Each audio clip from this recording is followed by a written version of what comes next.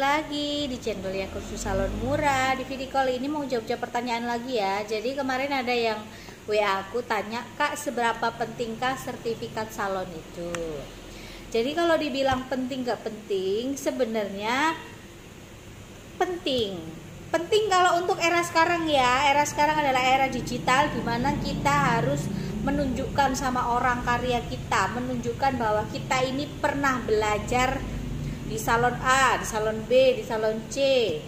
Buktinya apa? Buktinya lewat pembuktian sertifikat itu tadi. Ini aku kasih ambil contoh.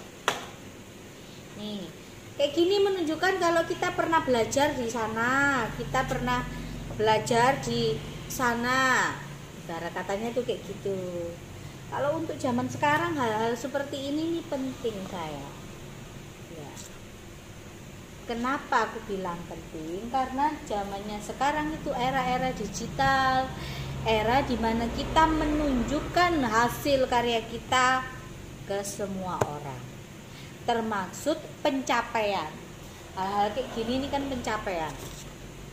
Nah, kayak gini tuh pencapaian menunjukkan bahwa selama ini kita benar-benar belajar di salon A, di salon B, supaya customer itu lebih percaya gitu loh, bahwa kita ini bukan asal-asalan bisa gitu loh. Jadi kita bukan asal-asalan membuka usaha tanpa adanya maksudnya bimbingan, lebih ke situnya. Jadi buat kalian misalkan, Kak, tapi aku tuh udah buka salon tapi aku nggak punya yang namanya sertifikat salon seperti itu, karena dulu itu nggak ada yang kayak begitu. Apakah kayak begitu itu nggak ada masalah? Ya nggak ada masalah. Orang dulu sama sekarang itu kan berbeda cara pandang, terus eranya juga berbeda, tapi tidak menutup kemungkinan orang-orang dulu itu juga lebih pintar loh daripada orang zaman sekarang. Ini menurut aku pribadi ya, metode pembelajaran dahulu aku lebih suka yang dahulu, karena mereka tidak, cuman kalahnya mereka tidak dipublish. Kalau sekarang kan apa-apa kita hasil karya kita, misalkan warna atau smoothing ataupun apapun itu, kita abadikan lewat foto, terus kita upload di media sosial untuk menarik semua pelanggan. Teknik marketing sekarang itu lebih ke digital. Kalau orang zaman dulu kan beda, hanya mungkin sekitar lingkupnya situ aja atau lingkupnya teman-temannya aja, jadi nggak bisa meluas seperti sekarang. Jadi nggak ada masalah sih kalau kalian nggak punya sertifikat sekalipun. Tapi aku pengen punya sertifikat, Kak, misalkan, ya gampang aja sebenarnya. Kalian bisa kursus dimanapun materi yang kalian belum bisa, ataupun materi yang kalian ingin mempelajari lebih dalam lagi. Atau Kak, kalian juga bisa ikut-ikut seminar workshop kayak gitu. Itu kan banyak banget yang sekarang, zaman sekarang maksudnya, yang di share ke publish, terus orang bisa ikutan join gitu-gitu. Nah, jadi tidak melulu zaman sekarang orang itu tidak punya sertifikat itu nggak bagus hasilnya, enggak. Terkadang orang yang seperti itu biasanya dia skillnya lebih oke sih, karena mereka kan apa-apa itu nggak lebih mementingkan, istilah kasarnya itu di depan lah, tapi dia di belakang itu bener-bener ininya itu lebih main. Karena setahu aku dari coach-coachku yang lama, orang-orang lama itu, mereka lebih jago-jago sih dari cara teknik untuk blow gitu, itu mereka lebih pintar. Orang-orang zaman dahulu itu aku salutnya di situ, lebih apa ya, kalau orang dibilang itu lebih oke lah. Ini kalau menurut aku sih ya. Jadi untuk kalian para customer yang melihat videoku ini, katakanlah kalian datang ke suatu salon tapi mereka tidak punya yang namanya misalkan kayak sertifikat seperti ini, jangan kalian langsung ngejudge orang ini hanya sekedar buka salon abal-abal. Hentikan pemikiran seperti itu. Kenapa saya bilang seperti itu? Karena pada dasarnya tidak semua orang mempunyai keberuntungan secara finansial. Keberuntungan secara finansial, mereka bisa belajar di tempat A, dengan harga sekian, terus dari tempat situ dapat yang namanya sertifikat ya. Terkadang ada yang bekas bekerja di salon karena dia merasa sudah bisa, dia merasa sudah cukup kemampuannya, dia akhirnya membuka sendiri. Apakah orang seperti ini membuka sendiri salon tapi tidak punya sertifikat itu dikatakan abal-abal? Enggak. Yang kita nilai adalah kemampuannya. Sertifikat ini penunjang, menunjukkan bahwa kita pernah belajar di tempat A, kita pernah belajar di tempat B, lisensi, bahwa kita ini sudah dibimbing sama orang yang berkecimpung di dunia salon. Jadi segala sesuatu tindakan yang dilakukan itu penuh dengan kehati-hatian dan sudah penuh dengan bimbingan. Jadi nggak asal nyampuri, menunjukkan kalau kita benar-benar pernah belajar ya. Jadi nggak bisa patokan kita itu kadang suka ngejudge di sana, nggak ada ininya, nggak ada itunya, jangan. Aku bicara kayak begini meskipun aku banyak penghargaan, terus banyak maksudnya kayak sertifikat kayak dari BNSP, dari LSP kayak gitu-gitu tuh, aku nggak mau yang ngejudge orang itu yang mereka nggak punya kayak sertifikat gitu. Oh itu pasti salonnya abal-abal, salonnya ecek-ecek. Nggak pernah bilang seperti itu. Kenapa? Kita nggak bisa mengukur kemampuan seseorang itu ibarat kata itu dari ijazah. Banyak orang ijazahnya wakeh sampai ber-SS, tapi dia itu nol secara ini,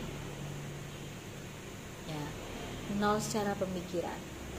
Kadang orang yang tidak beruntung secara finansial, mereka nggak bisa belajar di tempat yang mahal atau belajar yang membutuhkan uang banyak, tapi mereka skillnya oke. Kita harus apresiasi orang-orang seperti ini gitu. Nah, jadi buat kalian para customer, jangan sekali-sekali ngejudge yang seperti itu ya. Nilailah seseorang itu dari hasil kerjanya, jangan dari embel-embelnya. Kalau saya, meskipun saya di sini ngelesin, tapi saya nggak mau bilang, oh kalau kamu buka salon kamu harus punya ini. Enggak. Cuman saya garis bawain, cuman untuk era sekarang, era digital di mana segala sesuatu ini ya kita posting. Contohnya seperti ini. Sekarang apa-apa aja kita posting, nah, ya kan? Nah, ini aku buka IG ku dulu. Apa-apa kan kita posting. Gitu. Mulai hasil kerjaku segala macem semuanya kita posting di sini. Ibarat kata tuh kalau bahasa jeleknya ya, kita pamerkan ke orang supaya orang tertarik dengan hasil kerja kita, dengan usaha kita. Akhirnya orang datang ke salon. Ini juga termasuk teknik marketing, sayang. Ya kan? Kita kayak gini contohnya. Ini barusan ada anak selesai kursus. Gini aku pajang, ya. Ini dia sudah dapat sertifikat. Kayak gini kan menunjukkan, oh ternyata anak ini pernah dibimbing sama aku. Jadi kerjanya itu apa-apa sudah diawasi benar-benar. Jadi minim yang namanya malpraktek. Istilah kasar itu kayak gitu. Tapi tidak menutup kemungkinan buat kalian yang memang sudah ahli, sudah bisa, skill kalian ada, meskipun kalian nggak punya sertifikat sekalipun, asalkan kalian ini berani mempertanggungjawabkan apa yang kalian kerjakan, berani mengambil resiko, ya kalian nggak ada masalah buka salon. Apalagi ditunjang kalian sudah pernah yang namanya pernah kerja di salon, itu kan sudah ada nilai plusnya tersendiri. Jadi nggak bisa kita yang ngejudge seorang gitu aja ya. Terus alangkah baiknya kalau kita pemain salon lama nih, aku bilang pemain salon lama loh ya, kita mengikuti era dimana era digital seperti ini. Kenapa harus kita ikutin? Mau nggak mau, zaman sekarang itu zaman dimana itu orang ngelihat sesuatu itu kan dari HP. Kalau kita tidak memamerkan hasil kerja kita di sini, kita lama-lama akan tergerus. Jadi personal branding, terus habis itu kayak, nah kayak gini-gini, ini penting sayang. Apapun yang kita ini harus kita share ke orang supaya orang tahu hasil kerja kita. Beda dengan orang zaman dahulu ya, gitu loh. Dan aku juga salut sama salon-salon yang cara kerja dulu itu, aku bilang mereka bagus-bagus banget, dan tekniknya yang susah dipelajari untuk orang yang sekarang. Tuh, gini-gini kelihatannya tuh sepele, tapi sebenarnya penting.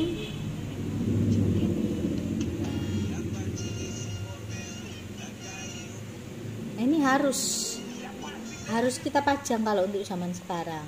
Eranya dimana era digital, kita harus mengerti betul bagaimana cara menggunakan media sosial dengan bijak. Tapi ya, buat kalian-kalian yang pemain-pemain baru, jangan suka ngeremehin yang pemain lama. Kenapa? Kalau nggak ada pemain lama, nggak ada pemain baru, itu yang pasti ya. Jadi jangan suka ngejudge kalau orang yang nggak punya sertifikat itu dia abal-abal, ataupun orang yang nggak bisa kerja juga nggak seperti itu ya. Nilai orang di salon itu sebenarnya gampang kok. Dari dari cara dia megang. Kalau orang pemain lama, kalau megang tuh set kelar, nggak pakai mikir, nggak pakai ini itu, nggak pakai itu. Karena apa? Pada dasarnya semua teknik cuttingan ya, semua teknik cuttingan itu sudah ada dasarnya, sudah ada pakemnya. Kayak gini, pasti gini, pasti gini, pasti gini, gak mungkin berubah gitu loh. Beda dengan teknik coloring ya. Kadang kan teknik coloring orang itu ngambilnya zigzag, orang maunya lurus, orang maunya agak miring, ada yang dari sini diambilnya terus baru diwarna, terus baru di highlight. Itu kreativitas masing-masing orang, karena kita nggak bisa membatasi kreativitas seseorang. Karena untuk teknik-teknik kayak gitu itu tidak ada pakemnya. Kalau sudah kita bicara tidak ada pakemnya, itu kalian bebas berekspresi, sing penting jadi hasilnya gitu loh. Jadi kalau warna juga ya, aku bicara warna. Kalau warna seperti yang kalian, misalkan kalian mau warna ini Kak, di salon A warnanya seperti ini, kalian pergi ke salon B mau warna yang seperti itu misalkan. Hasilnya mau salon bagus sekalipun itu tidak mungkin hasilnya sama, karena setiap rambut itu punya riwayat sendiri-sendiri. Kadang terjadi penumpukan warna dan membuat hasil warna, misalkan kalian mau warna pink, bisa jadi pinknya hasilnya nggak seperti ini, karena riwayat rambut yang terjadi penumpukan atau dari virgin hair itu hasilnya pasti berbeda. Jadi kadang kalau ada customer yang bilang ngejudge ini itu, hentikan ngejudge-nya, karena itu tadi kita nggak bisa harus selalu plek ketiplek hasilnya sama, nggak seperti itu. Kalau cara kerjanya di dunia salon itu sedikit kemiripan sekitar 60-70% nih ya oke. Tapi kalau yang plek ketiplek 100% itu tidak mungkin, karena sekali lagi riwayat rambut orang itu berbeda-beda. Jadi kesimpulannya, jika kalian sudah punya salon tapi kalian tidak punya yang namanya sertifikat, jangan pernah kalian ini putus asa, jangan pernah kalian ini minder. Apalagi khususnya pemain lama.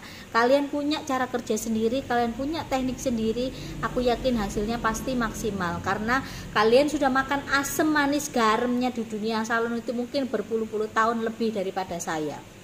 Kalau saya ini, saya anggap saya masih baru pemain lama, hampir mau 15 tahun, belum ada apa-apanya. Di luaran sana yang masih banyak banget yang jauh lebih baik dari saya. Dan nggak melulu yang tidak punya sertifikat ini juga hasil kerjanya juga ecek-ecek. Kita nggak bisa pandang sebelah mata aja. Cuman saranku bagi para pemain lama, belajarlah kalian untuk teknik marketing digital, karena untuk zaman sekarang ini perlu ya, ibu-ibu, bapak-bapak, om-om, segala sesuatunya, tante-tante, penting untuk sekarang kita mengikuti yang namanya seperti itu. Kalau orang zaman sekarang, anak muda-muda ini kan eranya era TikTok, dimana segala sesuatunya itu diposting. Kalau orang zaman dulu kan mau foto aja jarang ya, mau foto aja angelis setengah mati. Orang zaman sekarang dikit-dikit cekrek diposting. Kita harus mengikuti yang seperti itu ya, tapi ngikutin yang positifnya. Yang diposting ada karya-karya kalian, dan jangan sekali-sekali untuk menyepelekan para senior kita, nggak boleh ya. Adanya junior itu pasti ada senior dulu. Itu yang paling penting, poin dimana kita harus ada kode etik. Kode etik bukan hanya sekedar di militer, tapi kode etik juga berlaku bagi para pelaku usaha salon ya. Itu aja sih yang mau aku share sama kalian. Terima kasih buat kalian yang udah nonton, terima kasih juga kalian yang udah tanya di WhatsAppku, dan sorry juga kalau misalkan ada yang komen di YouTube, kadang itu suka nggak kebaca, jadi aku kadang nggak ngerti. Lebih baik kalian WhatsApp aku aja kalau kalian mau tanya-tanya seputar kursus, atau mau sharing produk, atau mau sharing-sharing soal cara kerja, boleh kalian WhatsApp aku di 0822 33668636. Jadi terima kasih buat kalian yang udah nonton video ini. Sorry juga kalau editingnya selalu acak-acakan, karena jujur aja aku ngedit sendiri, bikin video sendiri. Aku ngedit cuman pakai HP, belum beli kamera yang profesional banget. Bukan karena nggak bisa beli, tapi banyak hal yang harus dibeli daripada hanya sekedar seperti itu. Aku rasa aku ngerekam cuman pakai HP aja, aku rasa udah cukup. Itu aja sih.